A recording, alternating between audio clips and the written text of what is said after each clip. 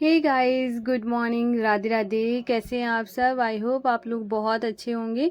तो अभी ब्लॉग की स्टार्टिंग हो रही है सुबह से और मैं नहाकर आ गई थी। तो इस वाले रूम में वैसे मैं और निष्ठू लेटते हैं, लेकिन आज मैं और निष्ठू बाहर ही लेटे थे, बाहर वाले रूम में। और माधु आशु भी वहीं सो रहा है। और तो मैंने यहाँ पे ना पूरी अच्छे से क्लीनिंग डस्टिंग सब हो चुकी है पूरे घर में। और तो पापा आज ऊपर सोए थे, ऊपर वाले रूम में। तो यहाँ पर है ना, मैंने नहा कर आ गई थी, तो फिर मैंने सोचा थोड़ा सा रेडी हो जाती हूँ, जैसा कि मैं हमेशा ही होती हूँ। और आज वाला जो ब्लॉग है ना, मैंने सोचा है ना सुबह से रात तक कंटिन्यू करूँगी कि मैं रात तक मेरा कैसा रूटीन रहता है। तो अभी जो टाइम हो रहा है, ये हो रहा है 5:30 का। और यहाँ पर है ना, मैंने नहा लिया, नहा कर आई थी, तो मैंने सोचा कि अभी माधु आशु को जगा देती हूँ, मतलब रेडी हो गई उसके बाद। तो माधु आशु सो रहा है और इधर निष्ठू सो रही है। और उसके बाद है ना, माधु आशु को जगाने के बाद है ना, फिर मैं आ गई थी। अभी भगवान जी, सभी भगवान जी को अच्छे से मतलब स्नान कराती हूँ, बस कपड़े से, जो कि आपको पता ही है, न्यू है उनको बता दूँ, गीला कपड़ा करके मैं सारे भगवान जी को पोंछ देती हूँ। उसके बाद फिर मैंने करी आरती। आरती करने के बाद फिर मैं आ गई थी सीधा चाय बनाने के लिए, क्योंकि जब मेरे दिन की शुरुआत इसी तरीके से होती है, क्योंकि मैं पूजा करने के बाद फिर मैं चाय ही बनाती हूँ, या बहुत जल्दी में होती हूँ तो नहीं बनाती हूँ। तो मैं डायरेक्ट फिर खाना बनाना स्टार्ट कर देती हूँ। लेकिन अभी आज मुझे थोड़ा सा, मैं डेली के अकॉर्डिंग बहुत जल्दी जाग गई थी, तो फिर मैंने सोचा कि अभी मैं आराम से बैठ के चाय भी पी सकती हूँ। तो यहाँ पर मैंने चाय बनने के लिए रख दी है।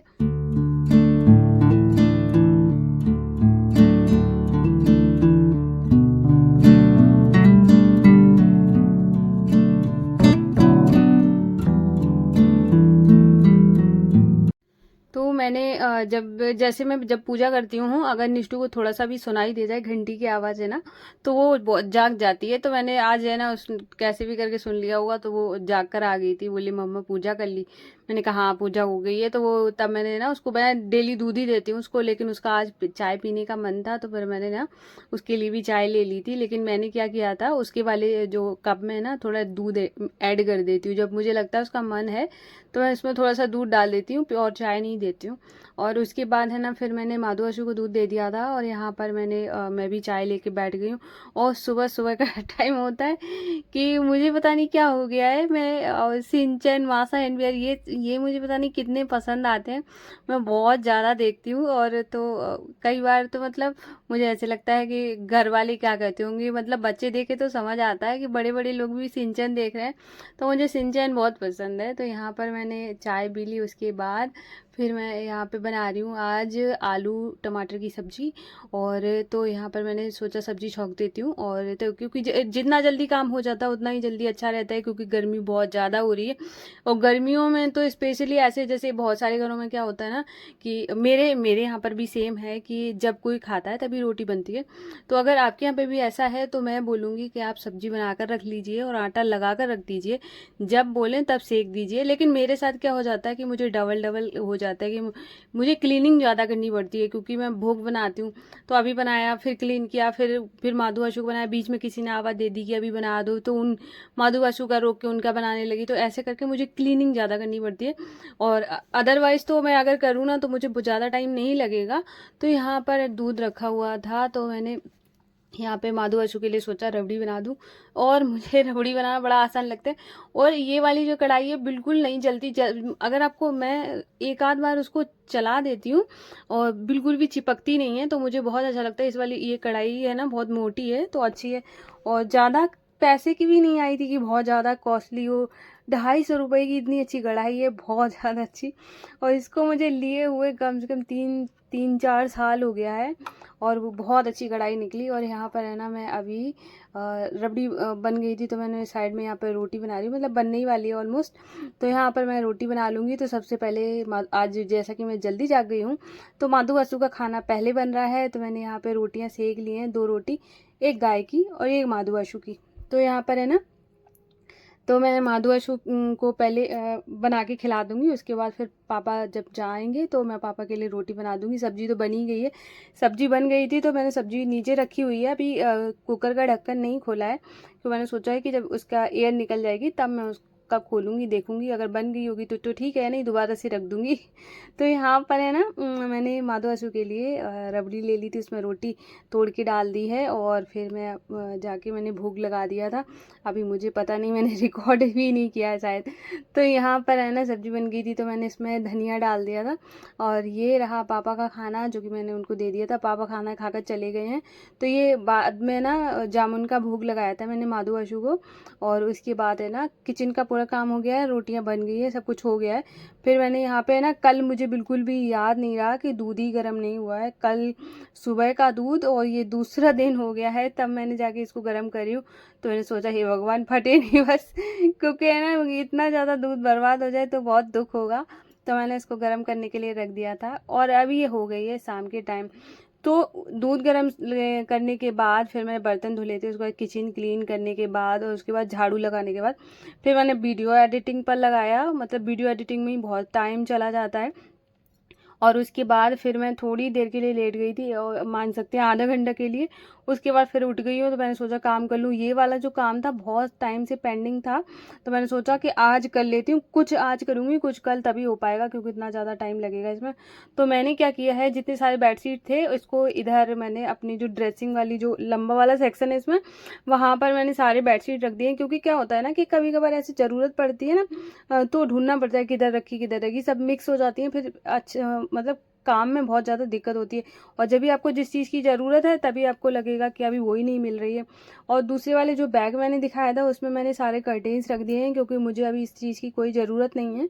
और फिर जो आपको सोफे पे कपड़े दिखे हैं वो मैं कल करूँगी, क्योंकि टाइम ज़्यादा हो रहा है। और यहाँ पर फिर मैं दुकान चली गई थी शैम्पू लेने के लिए, क्योंकि है ना जैसे कल गुरुवार है और तो मैंने सोचा था कि मुझे हेयर वॉश, मैं एक दिन पहले ना वॉशरूम वगैरह क्लीन करती हूँ। तो फिर मैंने सोचा कि अभी शैम्पू था नहीं सुबह के टाइम में, तो मैंने क्लीन नहीं किया था। तो फिर मैंने सोचा अब शाम को कर देती हूँ। फिर मैंने शाम को बाथरूम वॉशरूम सब कुछ क्लीन करने के बाद फिर हेयर वॉश किया, क्योंकि गुरुवार है तो दूसरे दिन तो हेयर वॉश हो नहीं सकता है। तो मैं ज़्यादातर जैसे कपड़े ज़्यादा हो गए, बेडशीट वगैरह, वो मैं बुधवार को धुलती हूँ। या फिर वॉशरूम ये बाथरूम वगैरह जो क्लीन करने होते हैं ना, वो मैं बुधवार को करती हूँ।